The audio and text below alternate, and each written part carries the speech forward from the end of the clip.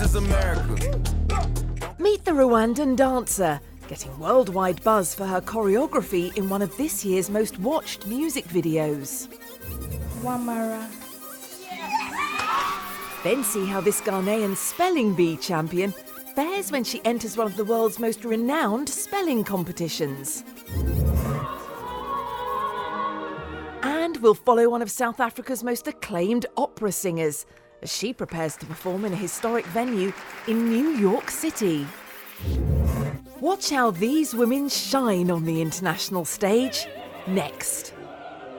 On the move, changing perceptions, pushing limits. Today's Africa is not framed by the past. A new generation is stepping up, embracing tradition while blazing a new path, giving voice to unique style, connected in ways others before were not. This is where the urban pulse meets creativity and a new culture thrives. This is African Voices.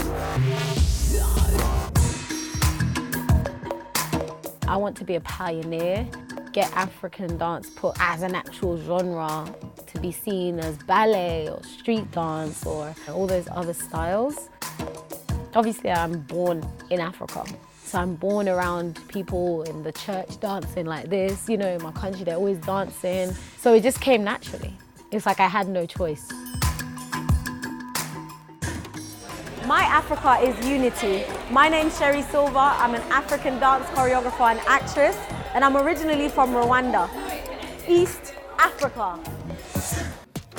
Hey guys! Hey!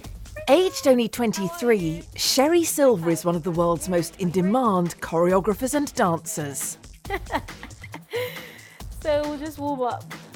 This is due in part to the role she played in the internationally acclaimed video This is America, Don't catch you slipping now. featuring Childish Gambino. This is America. Don't catch you slipping now. She choreographed the dance routines in the video that has already been viewed more than 300 million times on YouTube alone.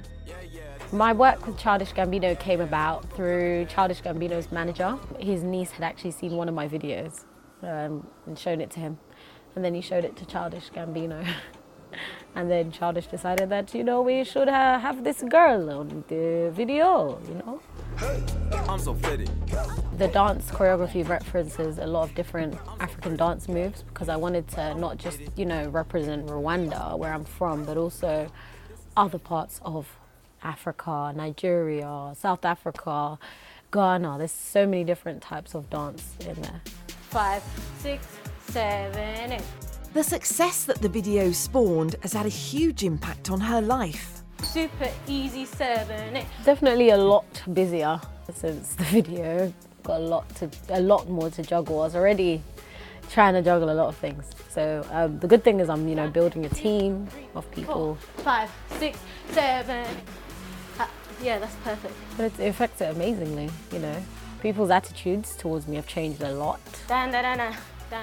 This is the latest chapter in what has already been an extraordinary life. 6, and then end here.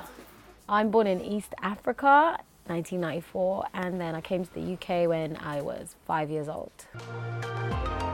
I was always a show-off when it came to family parties and friends parties because I always wanted to show myself. And that's when my mom could tell that I was kind of interested in that side of work, although African parents don't really see it as work. So, you know, she put me into Stagecoach, which is a theatre school, and then she got me to start performing at the Rwandese community events. I was performing in church. Then one day, I think I was about 13, and I got the opportunity to perform for President Kagame, president of Rwanda right now, and then they recommended me for a film. I didn't take dancing seriously until about 2012 because it was never the plan. I wanted to be an actress. Dance chose me, basically. With London being so diverse, I believe that it provides a natural audience for what I'm doing. Her work has seen her travel extensively throughout Africa. Hey! Ha! Woo! Catch these hands! Saturday means a performance at a huge music festival in London. So in the next few hours, we're gonna get ready. We're gonna rehearse a bit more because things changed a lot, so we had to change our whole set literally this morning. Before taking to the stage, there is just time for some last-minute rehearsals. I'm feeling great. I'm feeling more relaxed. About to go on stage probably in about an hour or two. I'm not sure what time it is right now. And we're about to perform and shut down the Wembley Arena. Yeah! Make some noise! This is America.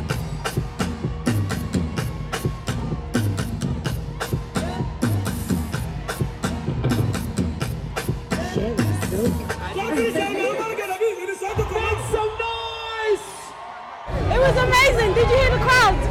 The crowd was going crazy. Thank you. Sherrie's success has meant that she is now in a position to help others. Life wasn't always like that. Growing up in London, it was a happy childhood. I was bullied though sometimes because I was very dark when I came from Africa, very, very dark. And every time I go back, they told me, like, you used to be so dark. So I was bullied a lot about that. I always thought I was special in a sense of, I don't know if it's because I'm an only child. So my mom always made me feel like I'm the best human being in the whole world. I wasn't an overnight success. Dancing is so terrifying as a career because sometimes you just wouldn't get any work. And when I started, I remember when I first made my first £20, I was so excited about that. And that's really not enough to keep you going. But I just kept, having faith that things would get better. And obviously I was in university, so student loan was helping me at the time. It was more when I got out of university that I was like, this is not paying the bills.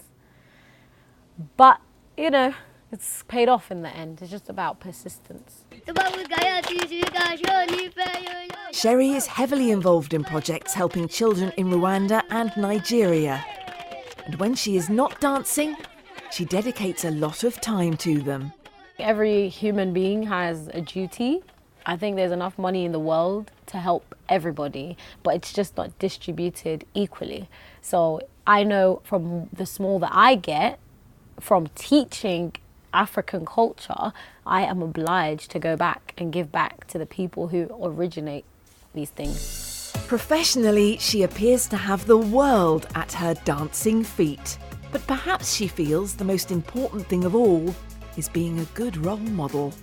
A lot of people call me an African queen because I think a queen is supposed to be somebody who's inspirational and gives out positivity, somebody who gives back to their community that they love so much, somebody that's a hero and positive ambassador, and that's all I'm trying to be for my continent, which I love so much.